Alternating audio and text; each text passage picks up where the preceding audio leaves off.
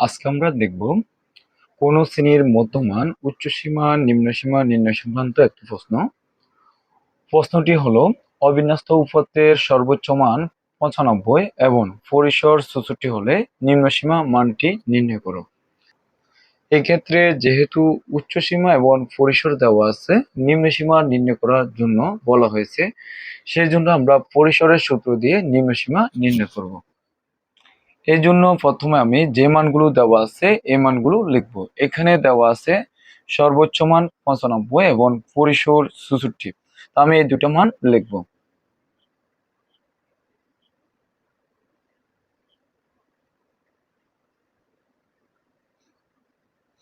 আমি লিখলাম সর্বোচ্চ মান 95 এবং পরিসর 64। এখন যেহেতু এখানে পরিসর দেওয়া আছে এবং সর্বোচ্চ মান দেওয়া আছে, আমাকে নিম্ন সীমা বের করতে হবে। সেজন্য আমাকে পরিসরের সূত্রটা প্রয়োগ করতে হবে।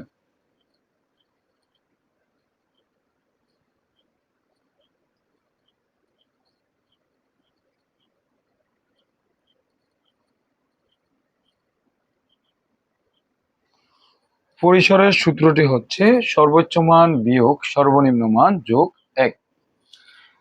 তো যেহেতু আমার এখানে পরিসর দেওয়া আছে, আমরা পরিসরের মানটা বসিয়ে দিব। পরিসর দেওয়া আছে এখানে আমার 64, আমরা পরিসরের স্থানে 64টা লিখে নিব।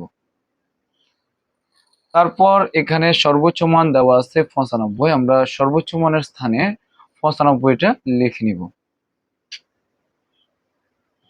তারপর এখানে মাইনাস দেওয়া আছে, আমরা মাইনাসটা লিখব। যেহেতু এখানে সর্বনিম্ন সীমা নির্ণয় করার জন্য বলছে, সর্বনিম্ন সীমা যেহেতু এখানে নেই, এটা আমরা লিখে নিব।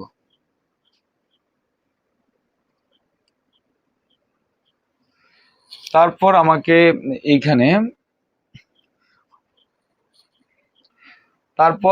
এখানে 95 এবং 1 এই দুটা যোগ অবস্থা আছে, এই দুটা যোগ করে নিতে হবে।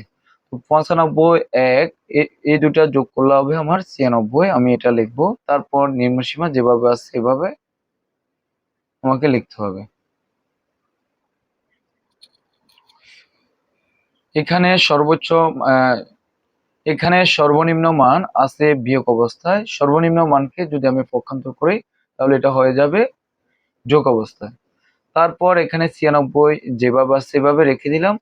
64টা এখানে আছে যোগ অবস্থায়, এটাকে পক্ষান্তর করলে আমার হবে বিয়োগ অবস্থায়।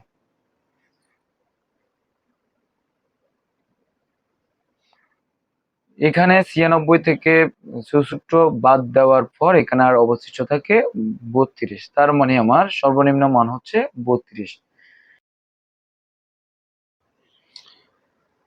এখন আমরা এই অঙ্কটা যদি বুঝে থাকি, একই পদ্ধতিতে আরো দুটো প্রশ্ন দেখতে পারি। প্রথম প্রশ্নটি হচ্ছে কোন উপাত্তের পরিসর 55 এবং সর্বনিম্ন মান 43 হলে সর্বোচ্চ মান নির্ণয় করো। তো এই ক্ষেত্রে সেম আগের মতো পরিসরের সূত্র দিব। তবে যেহেতু এখানে সর্বোচ্চ মান দেওয়া নেই, সর্বনিম্ন মান দেওয়া আছে, সর্বোচ্চ মান বের করার জন্য বলছে।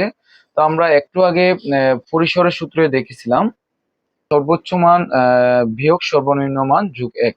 এক্ষেত্রে যেহেতু আমার সর্বোচ্চ মান দেওয়া ছিল, আমরা সর্বোচ্চ মানটা এখানে যোগ অবস্থায় ছিল, আমরা 1টা সর্বোচ্চ মানের সাথে বিয়োগ করছি।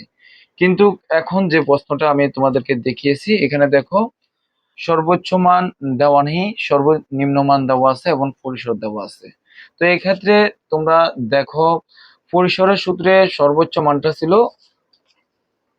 যোগ অবস্থায়, সর্বনিম্ন মানটা হচ্ছে বিয়োগ অবস্থায়।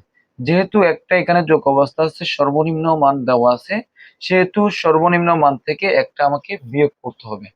মানে মাইনাস সর্বনিম্ন মান, যেহেতু তোমার এখানে 43 দেওয়া আছে, সেহেতু 43 থেকে 1 বিয়োগ দিলে -42 লিখতে হবে। তো বাকিগুলো সেম একই পদ্ধতিতে হবে। এরপর আমরা দ্বিতীয় যে প্রশ্নটা এখানে লিখেছি, এখানে পরিসর দেওয়া আছে এবং সর্বোচ্চ মান দেওয়া আছে, সর্বনিম্ন মান বের করার জন্য বলা হয়েছে।